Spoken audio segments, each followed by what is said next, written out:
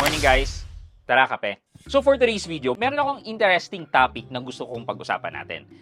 It's regarding utang. Utang ng mga namatay na. If you're not aware, ang utang ay hindi na ipapasa yan sa mga anak mo o kaya sa asawa mo. Or even hindi mo yan mamamana galing sa magulang mo. So kung ako ay may utang, yung utang na yan, unless meron akong mga co-guarantor, co-borrower, sa akin lang yan. Hindi yan magiging responsibilidad ng asawa ko at ng mga anak ko in case na ma-deadball ako. However, kung meron akong mga ari-arian na nakapangalan sa akin, may karapatan naman yung mga inutangan ko na maghabol dun sa mga ari-arian ko. For example na lang, kunyari may mag-asawa, yung lalaki merong malaking utang sa kanyang credit card, tapos meron siyang kotse. So ngayon, dahil sumakabilang buhay na siya, posibleng maghabol ang bangko dun sa naiwang property nung namatay na lalaki.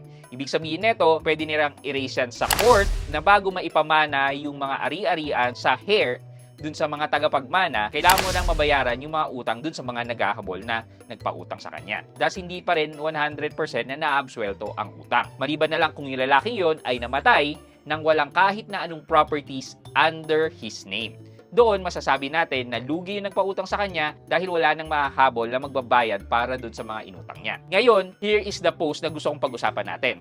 Apparently, ito yung nakita ko sa Reddit, isa-summarize ko na lang, ay nag-auto loan siya and ang co-borrower niya ay ang kanyang magulang. Yung co-borrower niyang nanay niya ay may credit card.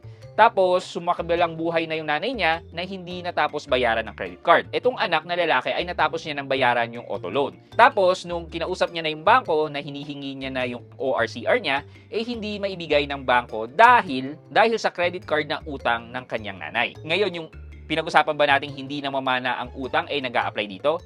Well, kung namamana lang naman, hindi naman talaga. Hindi minana nung anak yung utang ng nanay niya sa credit card. Pero ano nangyari? Ang nangyari dito ay since nung nag-apply yung lalaki ng auto loan, naging co-guarantor niya or co-borrower niya ang kanyang nanay. Ibig sabihin, hati sila dun sa property, dun sa kotse na inutang niya. Thus, nung nabayaran ng fully yung kotse, ibig pa rin sabihin nun is dun sa kotse na yon, since co-borrower yung nanay niya, is may ownership siya dun sa kotse na yan. Since may ownership siya and namatay na siya at may naghahabol na utang, dahil ang hinahabol ngayon ng credit card ay yung share niya dun sa kotse. Kaya kahit papano may karapatan yung bangko na i-hold muna yung ORCR ng kotse kahit fully paid na.